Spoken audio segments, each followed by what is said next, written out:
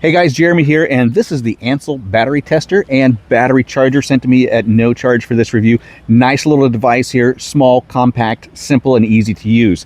Now, you do have your alligator clips here for your negative and your positive, and then you do also have a plug-in, a 110 outlet if you are going to be charging your battery. So if you're just going to be testing your battery, doing a crank test on your battery, or doing an alternator test, all you need to do is use the device and the alligator clips, and that's what we're going to be doing on this vehicle here. Once we get over to our other vehicle, we're going to see that that battery does in fact need charged, and so we're going to plug it in and go through the charging process for you. Now, there's a lot of neat features on this that we're going to walk through for you and explain them and show you how to use them. Now, when you look at the device itself, it's small, as I said. It's about 5 inches across, 6 inches, and then it does have some LED lights that's going to let you know when it's charging, when there's a fault, and then it's also going to let you know when it's in the unattended mode. The unattended mode is going to be a trickle charge for your battery, and it's going to go through an 8-step charging process using a very low power consumption, which is going to allow this to remain cool, and it will just trickle charge your battery, preventing it from overcharging, and then it's also going to shut off when the battery has reached max capacity. So to use this just for a battery tester, we're going to go ahead and connect our red to red and our black to black, and once we do that, it's going to power the device on, and we're going to walk through some of the main menu features. All right, so once we connect it to our battery, and you notice I am not plugged in at this point, we do have a quick charge, a standard charge, and then a maintenance mode. Now, we're not going to worry about any of these because we're not going to be charging this battery. What we want to do with this battery is just do a simple test. So you got your up down buttons, your return button, your OK, and then a function. Now, that function is always going to show you the output of your battery, which right now is 12.73 volts, and that's just going to be your standard 12-volt battery. Push my return back to our battery test. We're going to click OK. Then we have the battery type, whether it's going to be a regular AGM flat plate, AGM spiral, gel, or EFB. We're just going to do the regular battery here. Then we got our cold cranking amps, or any of these other types of batteries or units of measure. And so because we're using the CCA or the cold cranking amps, we're going to find that right here on the battery, and mine is at 650. So we're going to select our CCA, and then we are at 650 cold cranking amps. Then we're going to click our OK button, and it's going to begin the test right away. Now, I'm assuming that my battery is in pretty good condition right now, and there you see, just a couple of seconds, healthy, 100%, charges at 100%. The ohms are at 3.83, 12.73 on the volts, 7.6 or 764 amps, rated at 650 cold cranking amps. We've got a good battery. So what we're going to do now is press our return button, and then we're going to do a crank test. So for the crank test, we're going to select our OK, and then it says exit for return, enter for test, and cranking system. Then disconnect clips for exit. So we want to exit for return, enter for test. So we want to go to the test, and it says to start engine. So I'm going to leave my wife here to monitor the tester, and she's going to tell me all the steps that I need to do next. Turn the key over and get her started.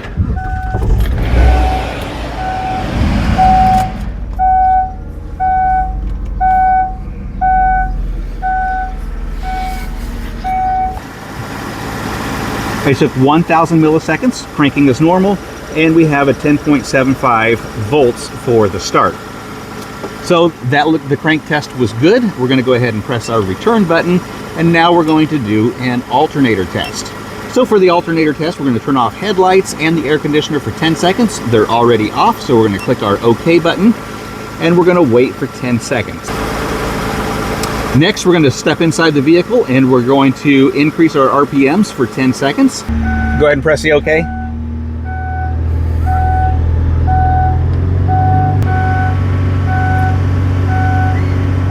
Okay. Turn on headlights and air conditioner. Okay, so the next thing it's asking me to do is to turn on my headlights, which are on, and I'm also turning on the air conditioner on high. You can hear that running. And if you want to go ahead and press the OK, it's going to test that for 10 seconds. Okay. And the results of the test under a load, it is has an output of 14 volts, unloaded 14.36 volts, ripple test of 5. So it's telling me that my voltage is normal, which means that my alternator is good, my crank test is good, my battery's good. It's time to move on to the next battery. Okay, so now we're over here at my 1-ton dually, and I've actually had the hood up for a while with the light on, kind of lowering the battery just so that you can see that it does do an actual test on this to let us know where we're at. So I'm going to go ahead and connect my red to red first, and we are on. So the first thing I want to do is I just want to do a battery test and see where we're at with this. And we're going to do a regular. My cold cranking amps on this one is 800, so we're going to select our cold cranking amps and we're going to boost this up to 800, and we're going to select OK. And it's running our battery test. So within a couple of seconds, it's going to tell us where we're at and what we need to do next. All right, so what it's showing here, it's at 46%. The charge is at 0%. It's not dead, having an output of 12 volts and 5.38 ohms. So it says it's a good battery, just recharge it. First, before we do anything else, is go ahead and put it on a charger, walk you through the charging steps. But I also think that the alternator should be charging my battery. Now, I haven't started my truck in 10 days, and so my battery is just losing charge sitting here without being started. So what we're going to do is put it on the charger, walk you through the charging process, and then we're also going to do an alternator test to make sure that that's working fine.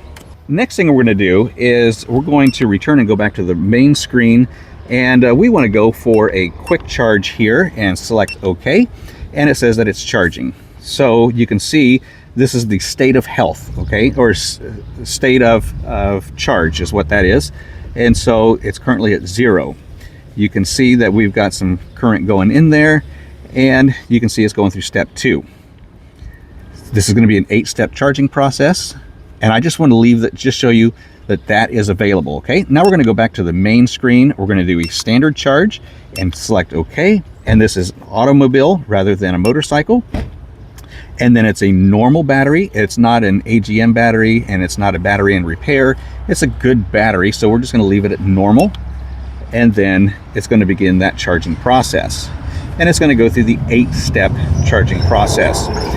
Now, the next thing we want to do is go back to our home screen, and we want to go into maintenance mode, and that maintenance mode is going to do the same thing. Going to do a battery check, going to do a charge, and it's also going to record how long it takes. Now, the next thing that I want to do here is show you the fault, okay? So we're going to go back to our main menu, and I'm actually going to unplug it now. And I've unplugged just to show you that you cannot charge this unless you're plugged in.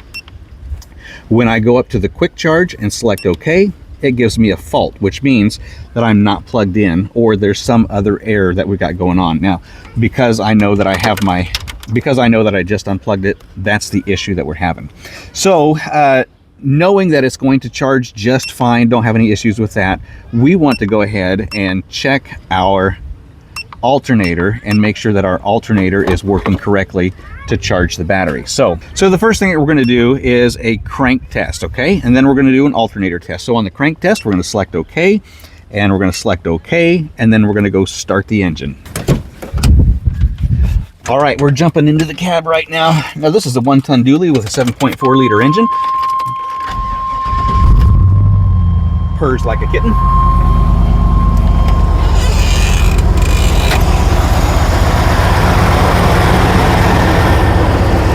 And you can see my crank test is showing 610 milliseconds, and that is a low crank test. And it's probably low because the battery was sitting at 48%. Alternator test to make sure my alternator is working okay.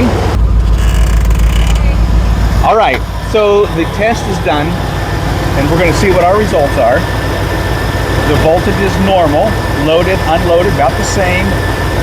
And so that's telling me that the alternator is good.